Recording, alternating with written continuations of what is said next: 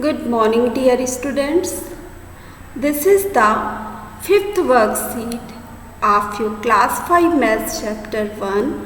This is the revision worksheet which contain objective types of question. So let's start solving this worksheet. This worksheet contains 10 questions and there are 4 options in every question. You have to choose the correct answer of the following questions. So, the first question is 1 crore equal to 1 lakhs.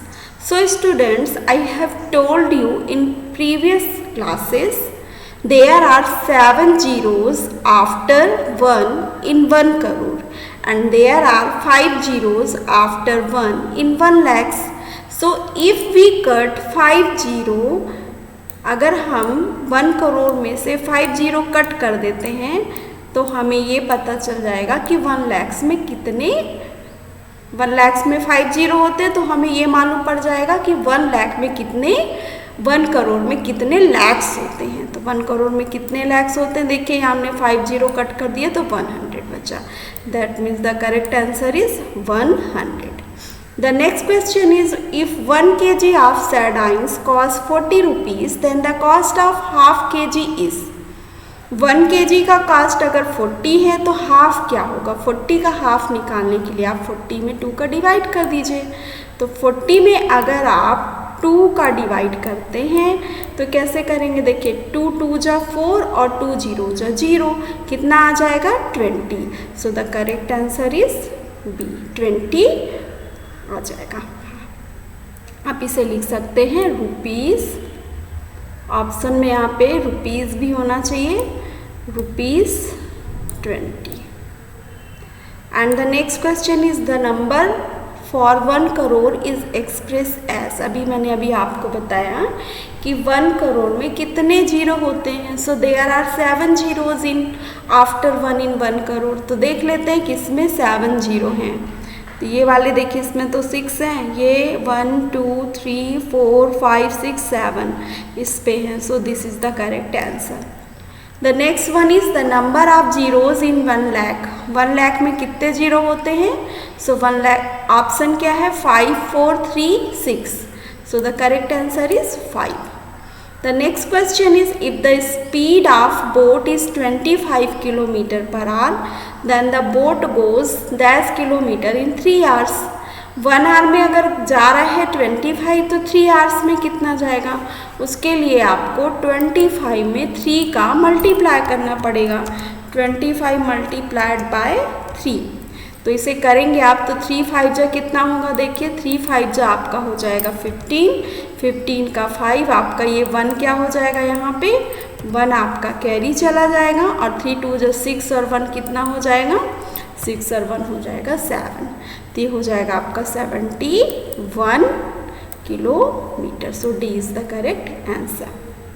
The next question is, when fresh fish is dried becomes 1/3 of its weight.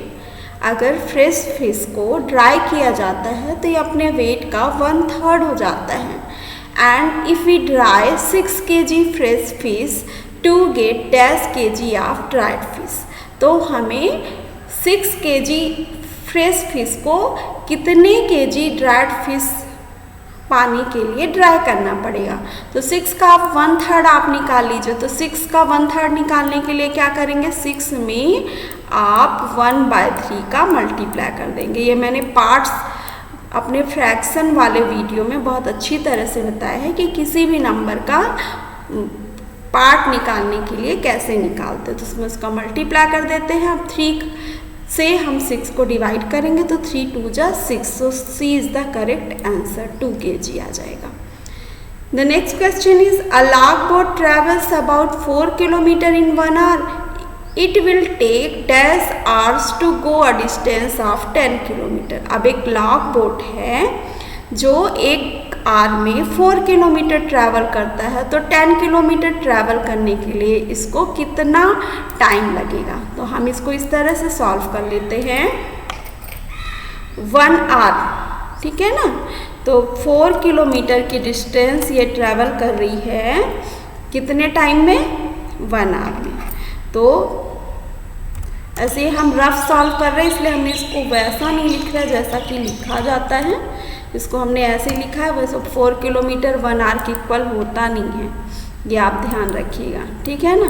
तो ये देखिए, इसको हमने लिख लिया 4 kilometre travel कर रही है 1 आवर में। तो 1 किलोमीटर कितने में ट्रैवल करेगा? 1 किलोमीटर ट्रैवल करेगा आपका 1 किलोमीटर ट्रैवल करेगा आपका 1/4 आवर में। ओके, 1/4 आवर में 1 किलोमीटर ट्रैवल करेगा। तो फिर हमें कितना डिस्टेंस ट्रैवल कराना है? 10 किलोमीटर। 10 किलोमीटर को ट्रैवल करने के लिए कितना टाइम लगे? 10 किलोमीटर को ट्रैवल करने के लिए 1/4 का आप 10 में मल्टीप्लाई कर दीजिए। या तो 10 को पहले लिखिए या पीछे, कोई प्रॉब्लम नहीं है। अब 10 में आप 4 का जब डिवाइड करेंगे, आप यहाँ पे देखिए 10 में हम 4 का डिवाइड कर रहे हैं, मिक्स फ्रैक्शन में कन्वर्ट होता है। जैसे आप ये देखिए 4 2 जा कितना बचा? 4 2 जा हो गया आपका 8 और ये बचा 2।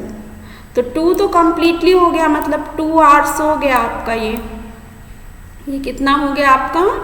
ये हो गया आपका 2 आवर्स। अब बचा कितना? आप ये देखिए यहाँ पे 2 रिमाइंडर हो गया, तो 2/4 आपका बच गया। इसको अगर सॉल्व करेंगे 2/4 आवर्स को, तो हो जाएगा 1 और ये हो जाएगा 2, दैट मीन्स 1/2 आवर्स।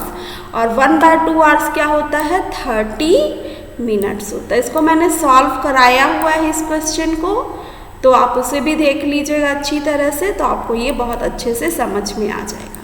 तो correct answer is 2 hours 30 minutes। कहाँ पर है ये? This is the A number. The next question is the speed of motor boat about 20 kilometre per hour, so distance covered in 3.5 hours। Motor boat की speed 20 kilometre per hour है, तो 3.5 hours में कितना करेगा? तो मैंने आपने फ्रैक्शन वाले वीडियो में इस तरह के क्वेश्चन आपको करना सिखाया है। इसके 2 तरीके हैं करने के। पहले तो आप 20 किलोमीटर के अकॉर्डिंग 3 आवर्स में कितना डिस्टेंस कवर करेगा ये निकाल लीजिए। तो 23 जा कितना हो जाएगा? 60। अब हाफ आवर, तो हाफ आवर में आप निकाल लीजिए, तो 20 का हाफ क्या होगा? 10, तो हो जाएगा 60 और 10 70। तो इस तरह से आप लिख सकते हैं। कैसे आप करेंगे? पहले 3 आवर्स के लिए निकाल लीजिए, तो 3 में आप करिए 20 का मल्टीप्लाई, फिर उसके बाद आप हाफ के लिए निकाल लीजिए। तो हाफ के लिए क्या करना पड़ेगा? 1/2 में आपको 10 का मल्टीप्लाई करना पड़ेगा। तो देख 10 का नहीं, सॉरी 20 का ही करना पड़ेगा। तो 3 20 सा कितना हो गया? 3 का 20 में मल्टीप्लाई किया, आपका आ गया 60, और 1/2 का 20 में मल्टीप्लाई किया, तो 2 10 जा 20, ये हो गया आपका 70। दूसरा तरीका क्या है कि आप 3 and 1/2 उसको मिक्स फ्रैक्शन है, उसको कन्वर्ट कर दीजिए फ्रैक्शन में। ये है आपका 3 and 1/2, इसको मिक्स फ्रैक्शन है, इसको इम्प्रॉपर फ्रैक्शन में कन्वर्ट करिए। 2 3 जा 6 और 1 7, तो हो जाएगा 7/2। अब इसमें आप 20 का मल्टीप्लाई कर दीजिए, तो ये क्या हो जाएगा आपका? 2 1 जा 2, 2 10 जा 20, ये 10 टाइम्स चला जाएगा, और 10 7 जा 70। तो अगर आपको फ्रैक्शन बहुत अच्छी तरह से आता है तो आप बहुत सारे क्वेश्चन सॉल्व कर सकते हैं। तो आप फ्रैक्शन को भी बहुत अच्छे से करना सीखिए। So the correct answer is C.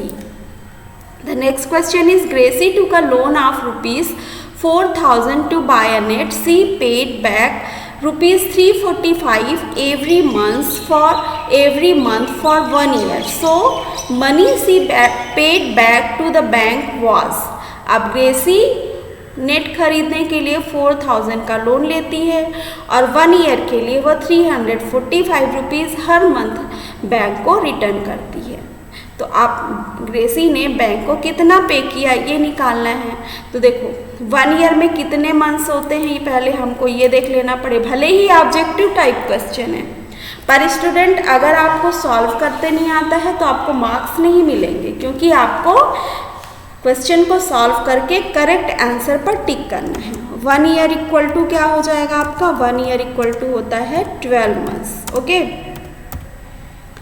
12 months. तो 1 मंथ्स में वो कितना रिटर्न कर रही है, मनी रिटर्न, मनी यहाँ पे आर होगा, मनी रिटर्न इन 1 मंथ। 1 मंथ में कर रही है वो ₹345। सो इन 12 मंथ्स, आप पेपर में आपको इतना लिख के नहीं करना है, आपको क्या करना होगा, आप ये अपने मेंटली करिए, आप डायरेक्ट मल्टीप्लाई करिए। ये मैं आपको सिर्फ समझाने के लिए कर रही हूँ। 345 में आपको मल्टीप्लाई करना है 12 का। अगर आपको 12 का टेबल आता है तो ये आप बहुत जल्दी कर लोगे, नहीं आता है तो आप फिर एक एक करके करिए। तो देखिए 12 5 जा 60 का 0 और 6 कहाँ चला जाएगा आपका, 6 यहाँ पे कैरी। अब यहाँ पे स्पेस नहीं है तो मैं थोड़ा सा स्पेस दे देती हूँ। 6 आपका यहाँ पे आ जाएगा, 6 आपका यहाँ पे होगा कैरी, ठीक है ना। तो 6 आप कैरी दे दीजिए यहाँ पे, और फिर 12 4 जा कितना हो जाएगा, 12 6 जा 12 5 जा 60 का 0 कैरी 6, 12 4 जा 48, 48 और 6 आप फॉरवर्ड काउंटिंग कर लीजिए 6 टाइम पे, तो क्या हो जाएगा 49 50 51 52 53 54। सो 54 का 4 कैरी कितना आ जाएगा आपका, कैरी हो जाएगा आपका, कैरी होगा आपका 5, ठीक। अब 12 3 जा कितना हो गया, 12 3 जा 36, 36 में 5 ऐड करिए, 5 आप फॉरवर्ड काउंटिंग कर लीजिए, 37 38 39 40 41। तो ये हो जाएगा आपका 4140 and D is the correct answer. The next question, if 0 is divided by any number, the answer is 0 क्या होता है, 0 में अगर आप किसी भी नंबर का डिवाइड करते हैं तो आपको कितने बार टेबल पढ़ना पड़ेगा, 0 टाइम्स। हर टेबल अगर आप 0 करते हैं, 1 0 जा 0, 13 0 जा 0, जिस नंबर से भी आप, जिस नंबर को भी आप 0 में डिवाइड करेंगे तो क्या आएगा, आपका आंसर 0 ही आएगा। So the answer is 0। Student ध्यान करिए, 0 से अगर किसी नंबर को आप डिवाइड करते हैं तो आपको आंसर नहीं मिलेगा, वो इन्फिनाइट तक जाएगा। और अगर आप 0 से मल्टीप्लाई करते हैं तो आपको 0 मिलेगा, 0 में किसी और नंबर से डिवाइड करते हैं तो आपको मिलेगा 0। सो स्टूडेंट्स, आज के लिए बस इतना ही। कल मैं लेके आऊँगी आपके चैप्टर 2 का objective type revision worksheet. Till then have a nice day.